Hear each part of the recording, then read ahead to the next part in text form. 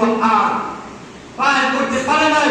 আল্লাহ পাক রব্বুল আলামিন অটোমেটিক ভাবে তার রাইফেলগুলোকে বন্ধ করে দিয়েছেন।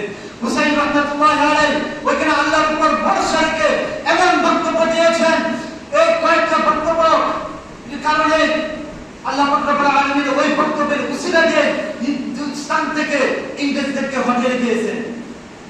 তো মেরে তো সবুজ করবাই আমি যে হাদিসটা বলতেছিলাম, তো ওই আল্লাহর ওলি সে এক পাহাড়ের গ্রহণ করে আমল করে যা চায় তাই পেয়ে যায়।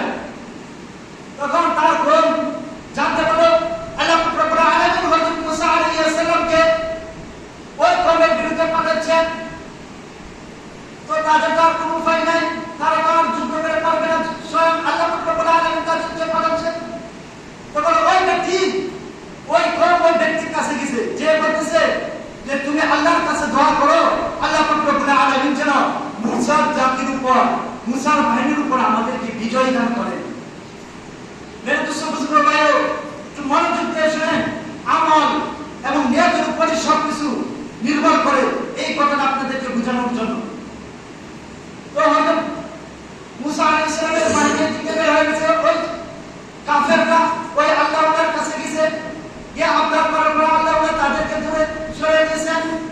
যখন দূরে সরিয়ে দিয়েছেন তখন তারা বুঝলো ওকে তো এইভাবে কাজ করা যাবে না, ও তো আমাদের আবদার রাখবে না, তাহলে ওকে আমরা হারাম বক্ষণ করাই, যদি হারাম বক্ষণ করাই তাহলে সে হারামকে আমাদের প্রস্তাব গ্রহণ করবে।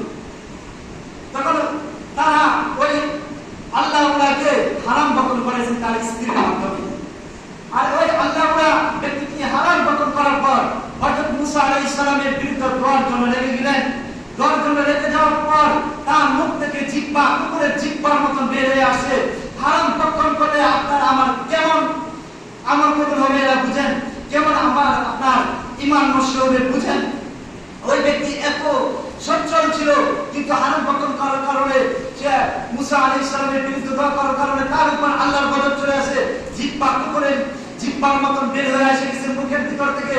তখন সে আর ওই জায়গায় স্থিত হয়ে বসে থাকে নাই, সে তার কওমের কাছে গেছে, যে বলে হে কওম, তোমরা যদি মুসা আলাইহিস সালামের বাহিনীর বিরুদ্ধে বিজয় অর্জন করতে চাও তাহলে তোমাদের একটা রাস্তা ছাড়া আর কোনো রাস্তা নাই। সেই রাস্তা হলো একটাই, তোমরা তোমাদের সমাজের যত সুন্দরী নারী আছে তাদেরকে মুসা আলাইহিস সালামের কওমের ভিতর উলঙ্গ অবস্থায় ছেড়ে দিতে হবে। অর্থাৎ তারা তাদেরকে দিয়ে ফেরির ব্যবসা শুরু করে, একজন চুল বিক্রি করবে, একজন ফুটকা চানাচুর, ফুটপাতে আমাদের ব্যবসাগুলো যেরকম হয় ওই রকম ব্যবসা হিসেবে যাবে, গিয়ে তাদের ভিতর ব্যবসা করবে, ব্যবসা করে মুসলিম সৈন্যদেরকে উৎসাহিত করবে, মুসলিম সৈন্যদেরকে কুপ্রথার দিকে উৎসাহিত করবে। উৎসাহিত করার পর যখন মুসলিম কোন সৈন্য তাদের প্রতি আকৃষ্ট হবে, তাদেরকে প্রস্তাব দেবে, তখন যেন কেউ পিছনের দিকে হটাইয়া না যায়, তাদের প্রস্তাব যেন গ্রহণ করে। যদি ওই প্রস্তাব গ্রহণ করে তাহলে তোমরা মুসা আলাইহিস সালামের বাহিনীর উপর বিজয় হবে, অন্যথায় বিজয় হতে পারবে না। অনুরূপ ওই কাফেররা এই পরিকল্পনা করছে, মুসা আলাইহিস সালামের বাহিনীর ভিতর তাদের নারীদেরকে ছেড়ে দিয়েছে, প্রস্তাব করছে।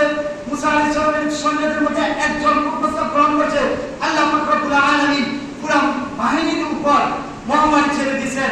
মুসা আলাইহিস সালাম পরদুষ্ট হয়ে গেছেন, বলেন মুসা আলাইহিস সালাম আপনার আমার হুকুমে গিয়েছিল, তার জাতির হুকুমে গিয়েছিল না আল্লাহর হুকুমে গিয়েছিল? বলেন কার হুকুমে গিয়েছিল?